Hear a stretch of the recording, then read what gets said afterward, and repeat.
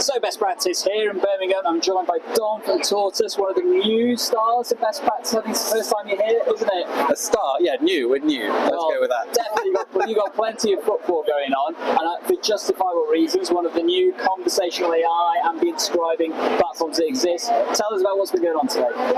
Yeah, it's been really good. It's first time Best Practice Birmingham. It's massive. Yeah, like that's massive. Best Practice London, I think, is about a third of the size of this. So we did Confed. It's a bit bigger than Confed, I think. But again, very much primary care focused. So we have a big primary care footprint. It's been great to chat to some of our customers. Met one of our customers for the first time, gave them a hug. Wow, awesome. The benefit of real life and stuff. So just tell us a little bit about what Tortus has been up to and what you're planning as well. Ooh.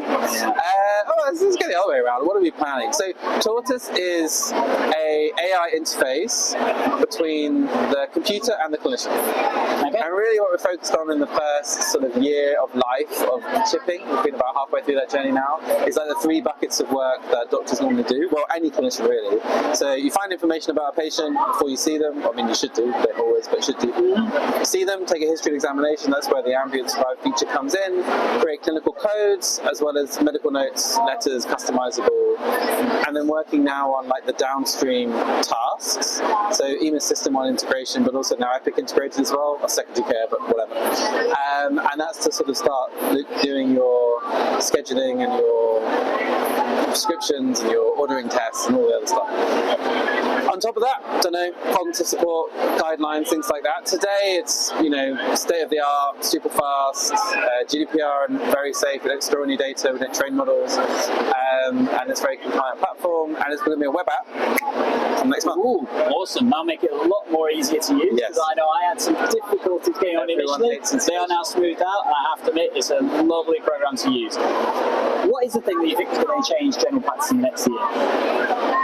Large language models. Yeah? In what way? I'm going to push you deeper on that. No, yeah, I do.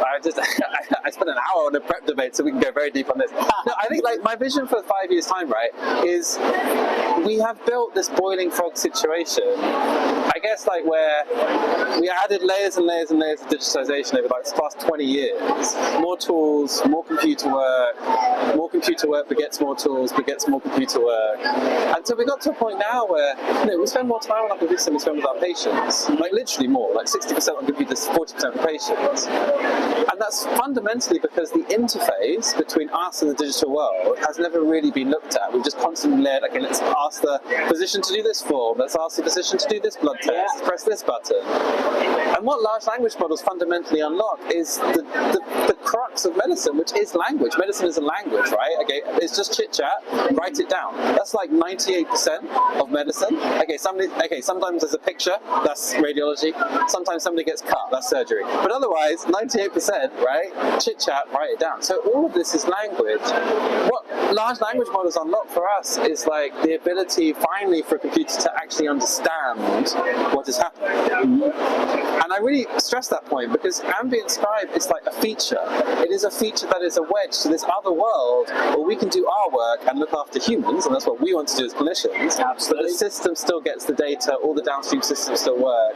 And in the world of AI, that data quality becomes more and more important. And large language models become the natural nexus because you can not only just do one in parallel task, in series tasks, you can do like 100 tasks in parallel. So I actually think everybody will be moving to this technology in healthcare over the next 2 to 5 years, fundamentally because it's such a win-win. Okay, so I'm going to push you one more question. Yeah, please do. So what does the system, as in NHS England, governance, all that kind of stuff, need to do to make it better and safer AI and large language models to be effective in primary care? That's a good question. So we're trying. Framework, right?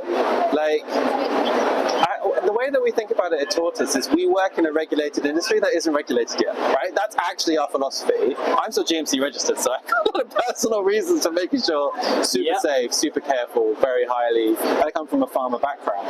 But I think like we're in the clinician workflow, you're in somebody's cognitive space, you're facing patients, patient documentation, all of that stuff, even at the lowest level, is dangerous and can have long-stream impact. I think the first thing to say is like, let's get together, look at what is and and isn't the right thing to be doing in this space, and just agree the guidelines and create a benchmark.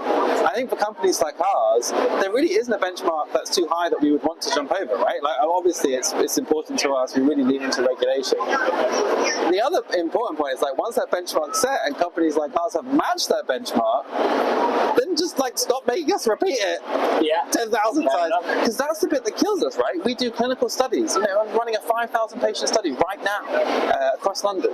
We've done published papers, created frameworks ourselves, and published the evidence and submitted them to, publish in journals. But like, go to the next place and they're like, well, none of that means anything. We do things differently here. Here's a form that we invented. And that lack of universal governance is killing innovation across the NHS. Like, if something works really well and it's safe and it's met that bar, and that bar can be, I'd really happily have it as high, as ridiculous as humanly possible, so long as nobody can pass it.